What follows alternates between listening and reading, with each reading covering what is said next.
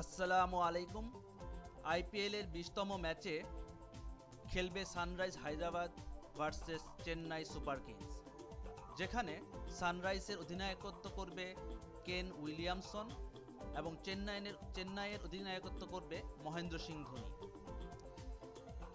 আর এই খেলাটি হবে হায়দ্রাবাদের রাজীব গান্ধী স্টেডিয়ামে, যার কারণে নিজস্ব মাঠ ও দর্শকের সুবিধা পাবে সানরাইজ হায়দ্রাবাদ।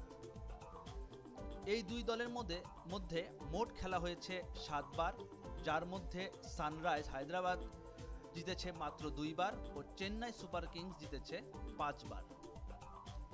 আর এই মাঠে দুই দলের খেলা হয়েছে মোট 2 বার, যার মধ্যে দুই দলই একবার করে জয়লাভ করেছে। হায়দ্রাবাদের এই স্টেডিয়ামে আগে ব্যাটিংয়ের এভারেজ স্কোর হচ্ছে 160 থেকে 170 রান ও পরে ব্যাটিংয়ের এভারেজ স্কোর হচ্ছে 140 থেকে 150 রান।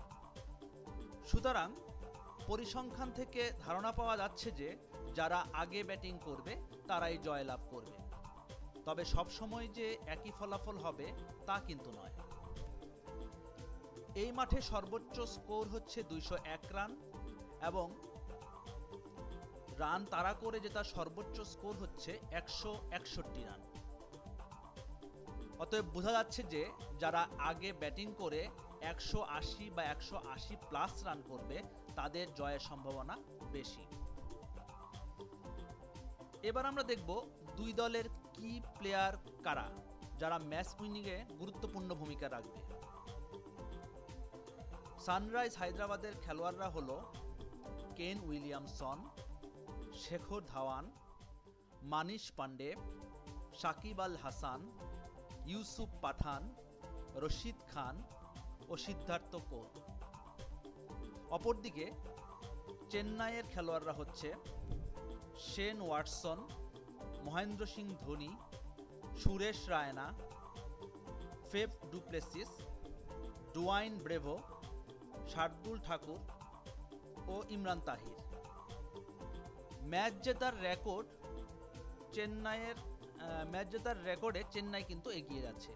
হোম গ্রাউন্ডের অ্যাডভান্টেজে আবার সানরাইজ আছে এগিয়ে। তবে সব দিক বিবেচনা করে আজকে আমার প্রেডিকশন হবে সানরাইজের জয়ের সম্ভাবনা 40% এবং চেন্নাইয়ের জয়ের সম্ভাবনা 60%।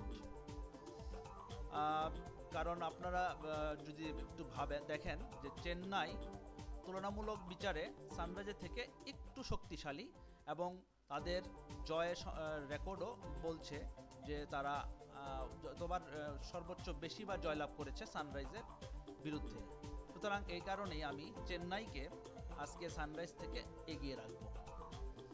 আপনারা ভালো থাকুন। আমি আপনাদের সামনে আবার হাজির হব নতুন কোনো ভিডিও নিয়ে। খোদা হাফেজ।